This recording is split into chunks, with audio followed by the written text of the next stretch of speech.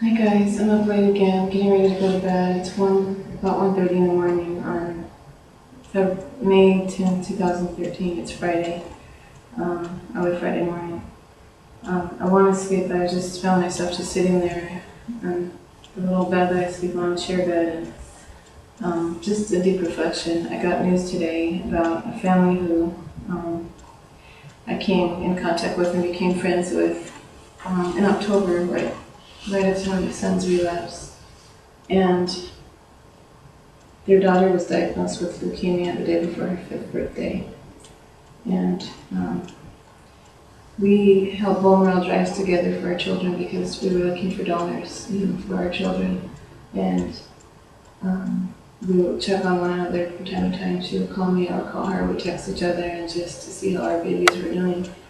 And I got word not too long ago that about a couple months back, that she had fungal pneumonia, and they were going to have to postpone her chemotherapy and her transplant because they couldn't do anything while she had this fungal pneumonia. Well, the pneumonia it was in one lung and it spread to the other lung. And her kidneys were swollen twice the size of what they should be. And her family, they came here. I'm sorry, I don't know what to think right now. But her family came to the hospital where we are now. They were here just for a couple of days before going back out to where the hospital that we met, where we all met. And she couldn't even have her transplant. She was due to have a transplant a month after my son's, but she couldn't even have a transplant because it would kill her. She was in such a weak state from the pneumonia that it could kill her. So we've all been praying, had everybody I know praying for her. And I just, the Lord put her on my heart yesterday. He does, and I pray for her all the time, but she was just really strong in my heart, and I hadn't talked to her mom in a couple of weeks. So I got in touch with a friend of hers and found out that they pretty much only given her a couple of days to live.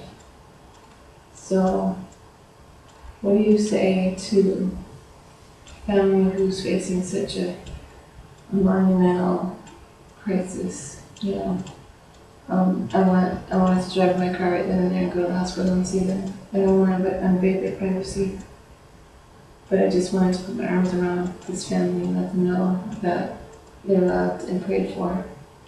And I can't accept what the news that I heard. I'm not accepting it, and I wanted to come to you guys and ask you, because you prayed for my son so diligently, and I ask you to pray for this family. Please. They need a miracle. We need a miracle right now for them. I'm believing for them. And I'm not giving up to the last minute. And even then, God is still able. And I can't imagine, being in that mother's shoes or that father's shoes and how they're feeling. And that baby, she suffered so much already. There's another family. I asked you guys if you were following me last year. I asked you to pray for another family of a 2-year-old child. I requested prayer for my son and his 2-year-old child in a pretty emotional video that I did a few months back last year. And there's a 2-year-old child who ended up getting leukemia. She had a transplant, bone transplant. It worked for a little bit, and then she relapsed. And at that point, there was nothing I could do. And I asked you to pray for her, and I hadn't given you an update, but she ended up passing about a month after that video. So I ask you to pray for even her family who's still mourning her loss. She was only 2. There was a baby here at the hospital that was 2 years old. That was here when I first came. It grieved my heart to see those poles, those IV poles, and see the little port where the medicine goes in her chest. See the little tape, the little port, the little tubes, and hear this little tiny body and this big old pole, bigger than she was, bigger than me. And she's attached to it. It's almost like a shackle. I can't begin to tell you the stories being on this side of the fence. I can't begin to tell you the stories of the things that I've seen here. The suffering. We go about our days with, sometimes with the foolish of cares, like the least cares, and they seem so unknown to us, so big. Yeah, families are carrying weights that you can even imagine. Just want to come here with that and not to dampen your day or take away your joy, but just to ask you to remember others who are suffering right now and to keep them in prayer. I'm seeing it every day firsthand. I'm hearing it every day firsthand. And some days it feels overwhelming. I don't know if I can take it. But God has me here and my son here for a reason.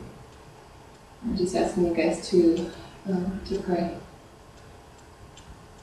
Well, I'll see you next time.